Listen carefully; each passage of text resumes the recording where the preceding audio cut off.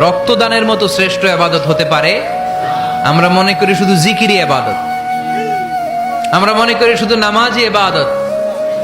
রক্তদান, এক ব্যাগ রক্ত থেকে অনেক মানুষকে বাঁচানো যায়। এর মধ্যে আছে হিমোগ্লোবিন, এর মধ্যে আছে প্লাটিলেট, আছে প্লাজমা।